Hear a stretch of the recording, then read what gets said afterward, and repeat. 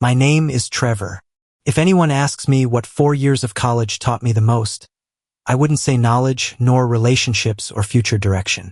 The thing I learned the most is how to pretend. Pretend to be okay. Pretend to be normal.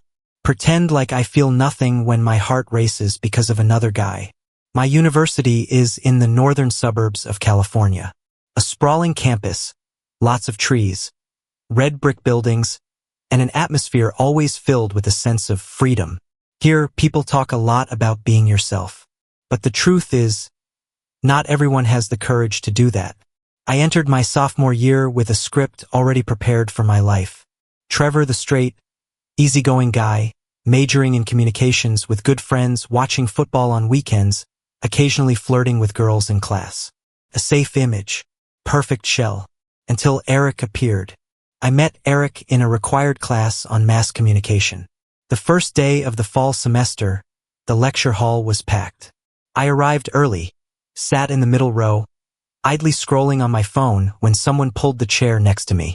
"Is this seat taken?" A deep, slightly hoarse voice. I looked up. Eric was a bit taller than me, with dark brown hair a little messy, wearing a gray hoodie and old jeans. Not the picture-perfect handsome like an Instagram model, but there was something very real about him. His eyes looked at me, not glancing over, not probing, just straight. "Yeah, it's free," I replied. He sat down. The distance between us was close enough for me to smell the lingering coffee on his shirt. I didn't understand why my heart was beating so fast. It was just someone sitting next to me. "Eric." He extended his hand. "Trevor." The handshake lasted less than a second, but that feeling warm, and it made me uncomfortably flustered. Throughout that class, I couldn't focus. I heard the professor talk about communication, about images, about how people build themselves in society with layers of masks. Each sentence felt like it was stabbing directly at me. Eric occasionally took notes, occasionally leaned over to ask me a small question. "What's this slide about?" Or, "Do you get this part?" His voice was always low, just enough for me to hear. I nodded, answered, but my mind was a mess. After class, as everyone got up to leave, I thought he'd disappear like the others. But Eric turned to me. "Are you going to lunch? I'm new here. Don't know anyone yet." I should have said I was busy. I should have kept my distance. But my mouth betrayed me. "Yeah, sure." We ate lunch at the East Campus cafeteria. A noisy place, smells of food mixed with laughter. Eric talked a lot about coming from Oregon, choosing communications because he liked storytelling, feeling out of place after transferring. "I'm not good at pretending to fit in," he said with a faint smile, "but it seems like everyone here does it really well." I nearly choked. "I think everyone does," I replied, choosing my words carefully. Eric looked at me longer than usual. That gaze made me feel like he was seeing through the shell I'd built so carefully. "I think you're the type who fits in easily," he said. I smiled, a smile I'd practiced for many years. Maybe. From that day on, Eric became a part of my college life. We sat next to each other in class, did group work together, had coffee in the library, complained about deadlines and tough professors. Being with him, I felt a frightening sense of relief. And because of that, I started to fear. Fear that my eyes lingered on his face too long. Fear that when our hands touched, my heart beat faster than allowed. Fear of that vague jealousy when I saw him talking to others. I knew I was pretending that Eric was just a friend. Pretending that these feelings were temporary. Pretending that I was still the normal Trevor everyone thought I was.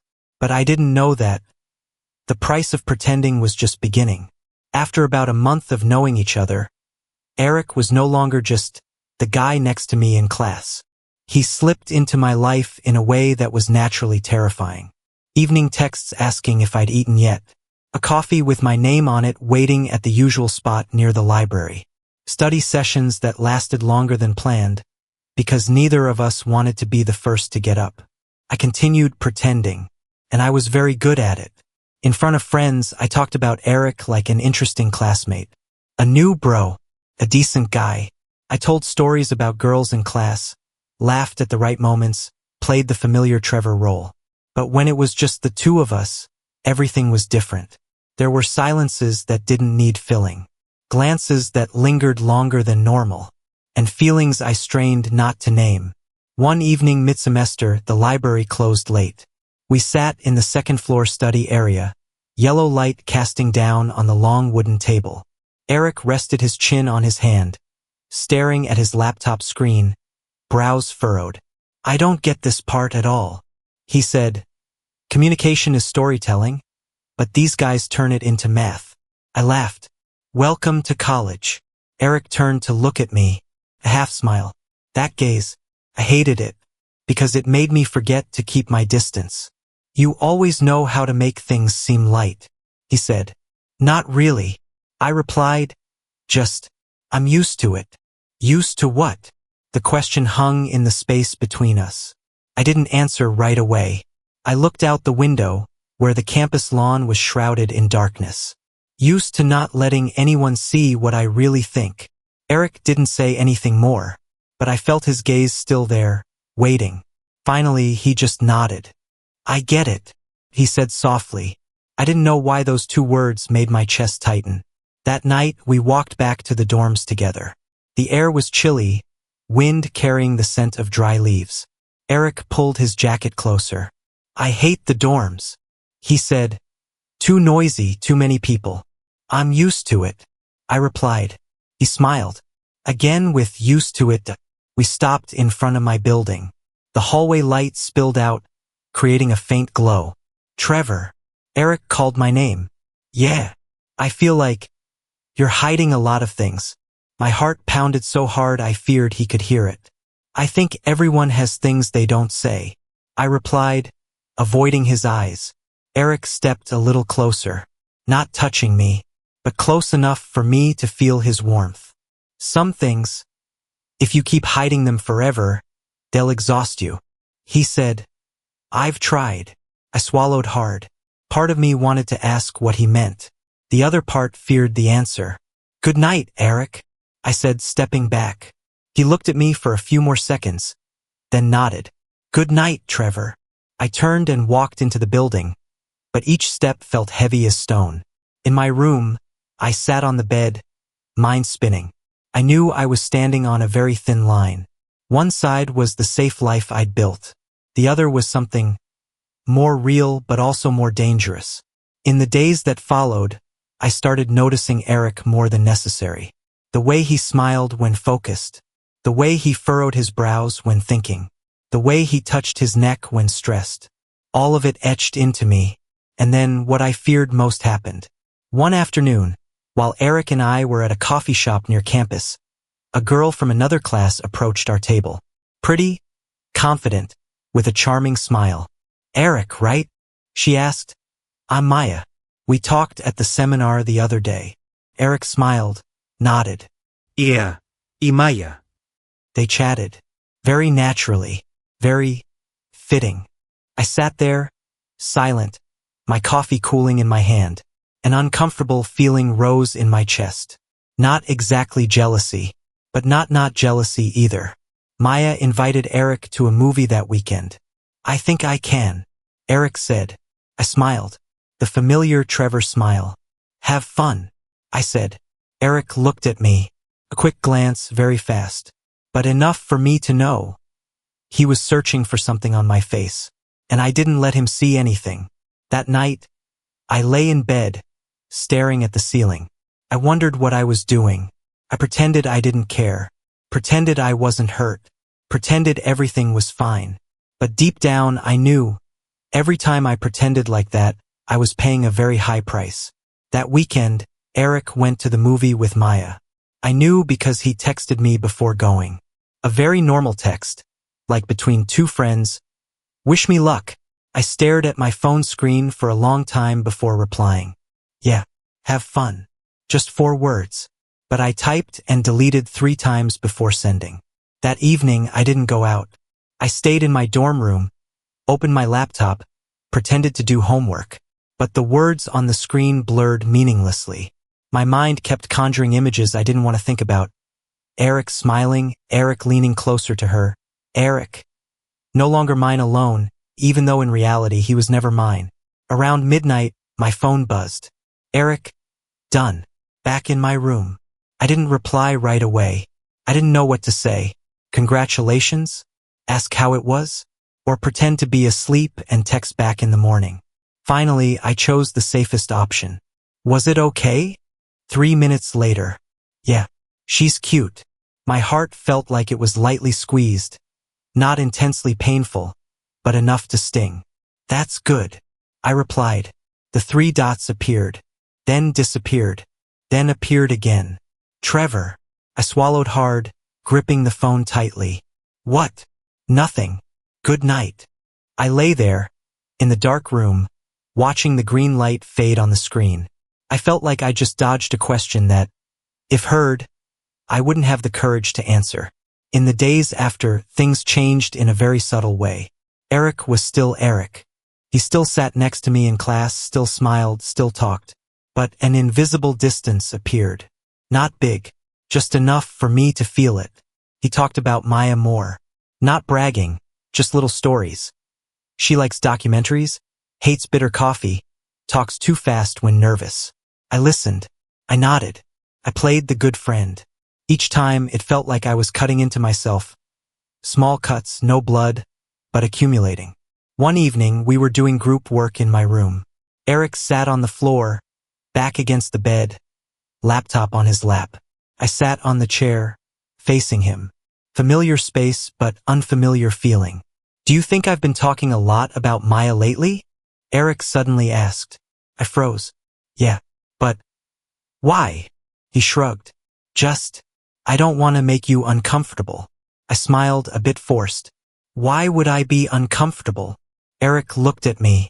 For a long time, that gaze was no longer carefree. I don't know.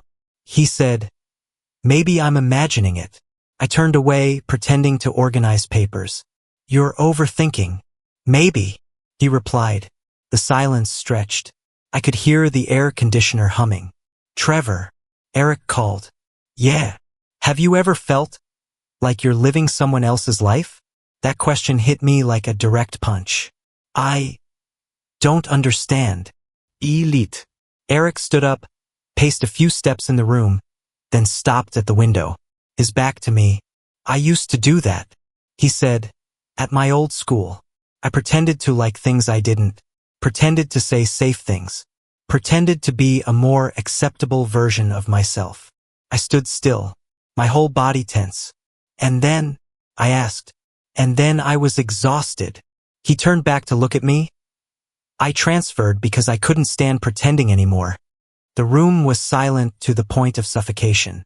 I don't know what you're hiding, Eric continued, his voice low, but I know that feeling, and I don't want you to be in it alone. I felt my throat tighten. Hundreds of things I wanted to say, but none came out. I wanted to say I liked him, wanted to say how much it hurt every time he mentioned Maya. Wanted to say I was tired of pretending to be someone I wasn't. But instead I just said, I'm fine. Eric looked at me like he'd just heard a very bad lie. You don't have to be strong in front of me, he said softly. I turned away. If I looked into his eyes then, I knew I'd crumble. Eric, please, I said. Don't dig deeper. He went silent, then nodded. Okay, he said. I'm sorry. But we both knew. Some things once touched couldn't go back to how they were. That night, after Eric left, I sat alone in the room, lights off, only the hallway light seeping in. I realized a painful truth. It wasn't Maya pulling Eric away from me. It was me with my silence and pretending, pushing him away. And the price of that, I started to feel it more clearly than ever. Winter came quickly. The campus took on a different quietness. Bare trees, gray skies, students bundled in thick coats and walking faster, as if everyone was trying to shorten the distance between the present and a warmer place. Me too. But what I wanted to escape wasn't the cold. I was avoiding Eric. Not by completely avoiding him, but by a more subtle distancing.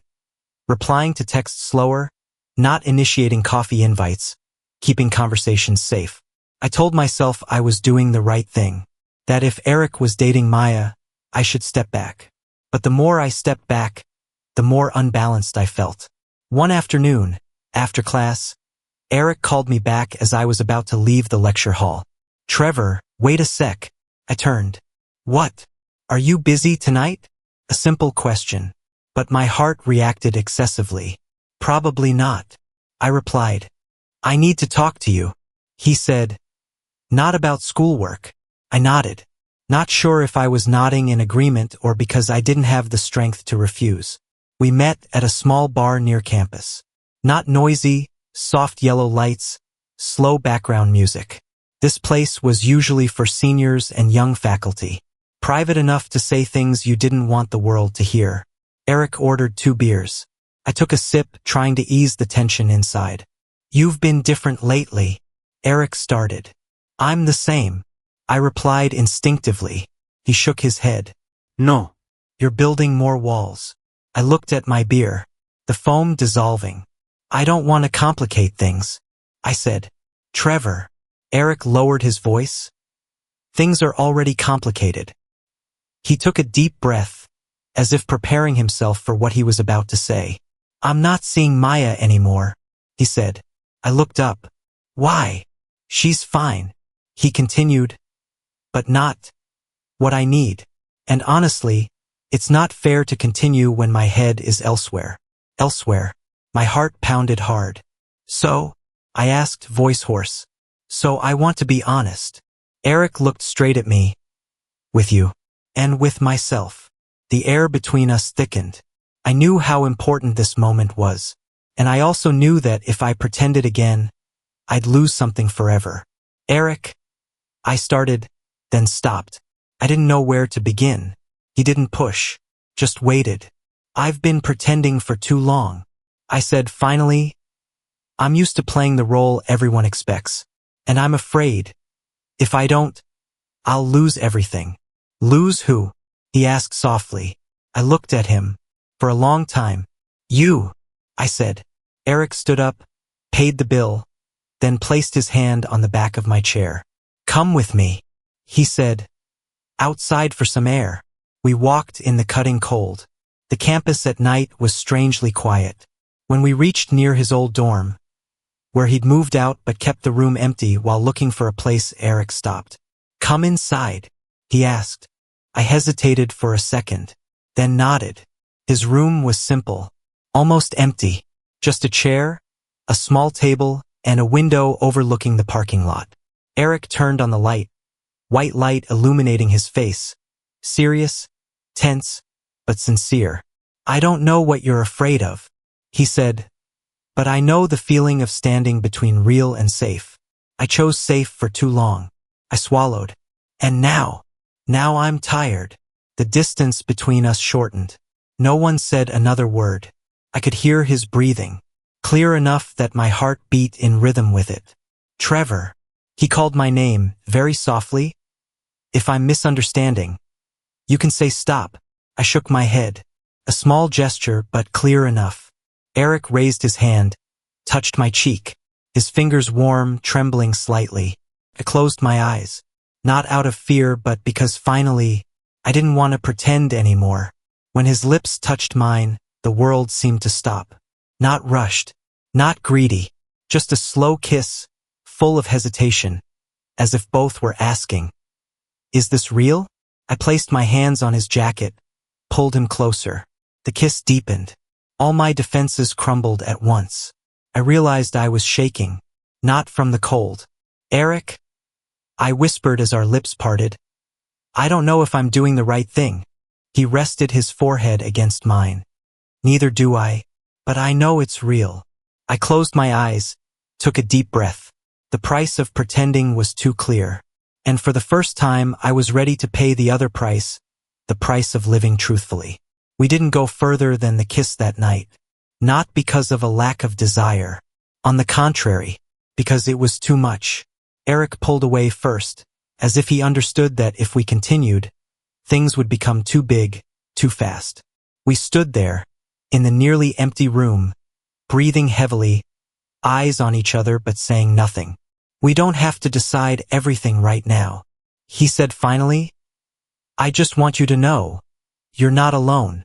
I nodded, throat tight. That night, I went back to my room very late. I lay on the bed, staring at the ceiling, but this time my mind wasn't spinning with fear.